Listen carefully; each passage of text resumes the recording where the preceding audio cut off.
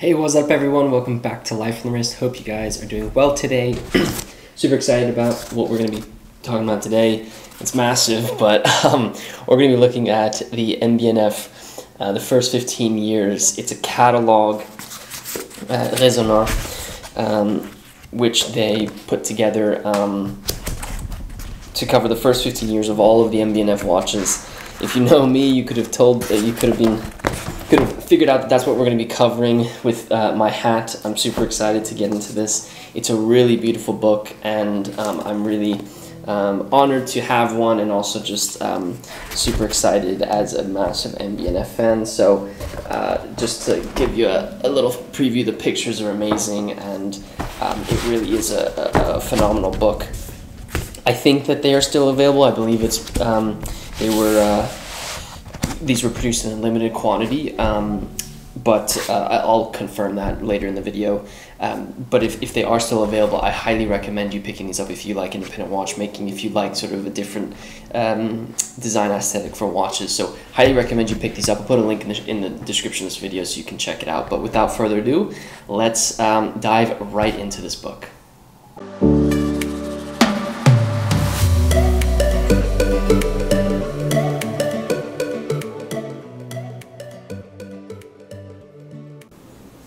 Super excited to jump into MB&F, the first 15 years, this incredible Catalogue Raisonné of MB&F watches by Suzanne Wong and William Massena.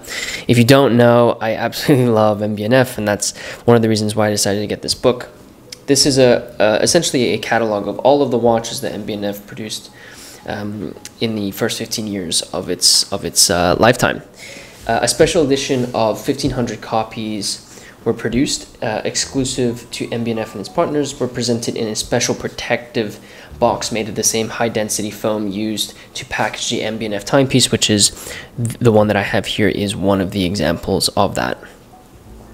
So it's got this foam case. If you turn on its side, it's actually got some written information on the side, basically as if you could file this in a book case. But really cool sort of foam case that you have here with it. And then when you open it up like this, you have one of their sort of thank you cards, which I'll put to the side right now. And then you open it up and you pull out the incredible book that has been put together. This is obviously a nice addition to someone's collection of books for their bookshelf, if they're looking to expand sort of their watch books. But this can also be a really nice table book as well. So this Catalogue Raisonné documents every single timepiece produced by MB&F from 2005 to 2020, including prototypes and pieces that have never been announced before. There are 160 product variations with matching photographs, model name, reference number, material, years in production, and the exact quantity produced. As I mentioned, there's a special edition that's presented in this sort of protected case. And I can say that this book is still available on the MB&F eShop. So as you can see, a really cool sort of glossy silver finish to the front of it. It is raised, so you have some nice texture. You have the first 15 years written on its spine, and then when you turn it over, you have an incredible shot of the tourbillon. It also has this sort of glossy page finish on the outside, which is really awesome. As I do with all of my books that I go into, I'm not going to go page by page here, but I will give you a look at some of sort of the way that the book is laid out. So, again, MB&F, the first 15 years. Let me zoom in just a little bit so that you can get a bit more of a close-up of this book. So we can continue through here. You can see the first 15 years written here. You then have HM3s with some of the inspirational comic book characters for many of the pieces. You then have A little forward here from Max Boozer, you can see some of the toys that he has here. He also has an LM Perpetual on his wrist. The table of contents is here now, so you have an introduction, the horological machines, the legacy machines, the co-creations, and then an index and credits. There's a further breakdown on the right side here where it goes through HM1, HM2, HM2, MB&F and Sage Vosges, HM2, MB&F and Alan Silverstein. So it breaks down all of the pieces that have been produced here. There's a really cool before MB&F section here where it sort of talks about the inspiration and where Max sort of got a lot of his inspiration for all of this. It's a really beautiful read if you want to take a look through this. I highly encourage you to pick this book up. But I'll kind of get to the main section where all the watches are kept. So we have here my favorite piece. This is an LM1, which is one of my favorite pieces that MB&F has produced. We'll continue on. We have the... If you don't know, MB&F is called Max Boozer and Friends, and these are all the friends that have helped create the incredible pieces that they've been able to produce over the lifespan of their existence. And so that is exactly why MB&F is sort of around. You then, at the top right-hand corner here, have a horological machine number 1, which was there first. A really beautiful sort of Mad Gallery section here. I'll just skip over to the sort of the actual watches so you can see sort of what I'm talking about. So now we're into the horological machines section, and so you can see a variety of pieces here. And then it describes sort of what a little bit about the horological machines and some of the history that's gone on. One of the things that's incredible about this book is the absolutely immaculate pictures that have been taken. You can see one of color here, but then you also have the sort of black and white version with flow. It really is a phenomenally produced book. So what you have here is sort of a section for one of the horological machines. So we have the HM1, the horological machine number 1, which has your hours and minutes and seconds on one side. There's a brief description of when this watch was produced and sort of describes it a little bit in detail. You then have a nice section here about the caliber, the movement that was produced for this specific piece. I'll just read quickly so you can sort of get an idea of how this sort of works. So Max Boozer's concept sketches were painstakingly worked into physical reality by designer Eric Giroux, working in partnership with the movement engineer Laurent Basse and independent watchmaker Peter Speakmeren. The HM1 draws on Basse's engineering skills and Speakmeren's expertise in haute horology to deliver a result that appears to be born of classical horological and science fiction alike, somewhere between Jules Verne's 20,000 Under the Sea and Stanley Kubrick's 2001 A Space Odyssey. And so it sort of describes, the amount of components, 376 components, how it was produced. This was the first time where we saw the famous battle axe rotor. It also goes through the different case metals that you can see. There's a lot of really interesting information that you have here, and of course incredible pictures to go with it. You then have a number of different variations of it, so you can see up on the top right hand corner here the horological machine number 1 with the silver in white gold with a silver dial. You then have number 2 here, which is the HM1 in white gold with a ruthenium dial.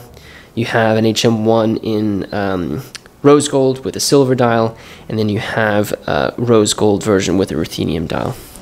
And it basically catalogs all the different pieces. So one of the pieces that we did not know, at least I was not aware of, is this number 5 here, and I'll zoom up on it in a second, and number 7 here, which was a HM1 in white gold with a full diamond set mother of pearl dial. This was produced in 2008 and 2009, and there were only 2 that were produced like this.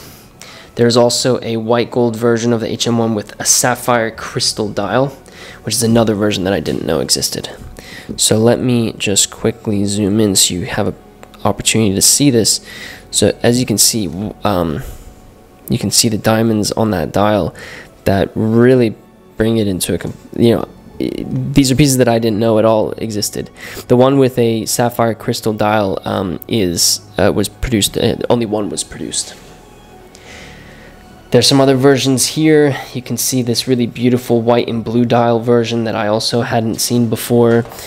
And that's really how these sections, how the book is laid out. So you have your horological machine number 2 with very similar layout where you can see all the different versions of it.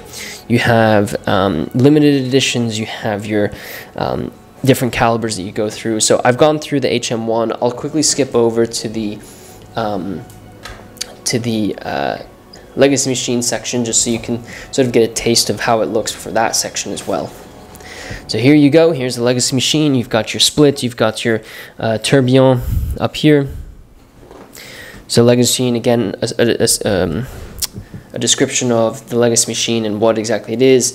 There is basically a sentence here that reads, Maximilian Boozer once asked himself, what watch would you design if you had been born 100 years earlier in 1867 instead of 1967? The answer to that question is the legacy machine number 1. So we've got a couple variations here, but I'll skip over to the legacy machine number 1 so you can see it. So again, similar layout. You've got your legacy machine number 1 with a brief description here. This is the watch that he believes he would produce if he was born 100 years earlier. Once again, a description of the watch, the caliber, and all the various different versions. You also have information that's really helpful, like you have an introduction in 2011, years in production 2011 to 2017. You've got dimensions for it, how it was developed by Jean-François Mojon and Kari Voutilainen. You have a quantity production. So here we can see that it says that there were 429 produced, 5 prototypes, and 2 artists' proofs. This is what's kind of crazy about the legacy machine number 1 is they released a final edition for it, and so there actually isn't any more that are being produced. Once again, you have more variations of this watch, which I've seen most of the legacy machine number 1s. You have the beautiful Zhiheng version that you have here with Mr. Up and Mr. Down here. That's basically the indicator for the power reserve. I am aware of these versions of it. I do know that there was the Alan Silverstein version of this watch. So a lot of the legacy machine number 1s I really did know. And so that's another example of the legacy machine line. I'll skip through. You have this book is endless. It really is incredibly beautiful with such great pictures, and it really documents the line really well. You then have your co-creation section, which goes through some of the co-creations, and I'll quickly just flip through this so you can kind of see. There is a loop system here. I do have one of these, and I'll be covering this very, very shortly on the channel, so stay tuned for that. But it was nice to see the loop system there. And so it just continues on and on with incredibly beautifully photographed examples of all the watches that I really do love from this brand.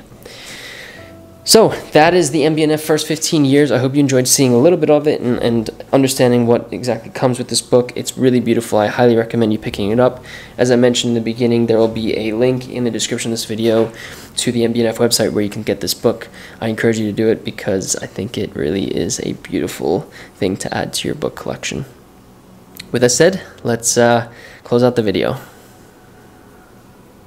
Hope you enjoyed taking a look at the MB&F of the first 15 years book. It's a real honor for me to have it. I'm so excited to have it as part of my library. It's funny because I've kept it in this foam case that they have. I don't know if I want to take the book out and put it like with my regular books. I kind of like having it like this, and I kind of treat it as like a tombstone almost. So I hope you enjoyed taking a look at this. As I mentioned, there'll be links in the show notes to, not show notes, in the description of this video to this actual book on the MB&F website. So if you want to check it out, see if they are available, you can pick one up for yourself. There'll also be just an article on our website where we go over this book, and I'll put some links in there as well to articles that we've written, articles and videos that we've written related to some of the MB&F watches if you're interested in seeing them.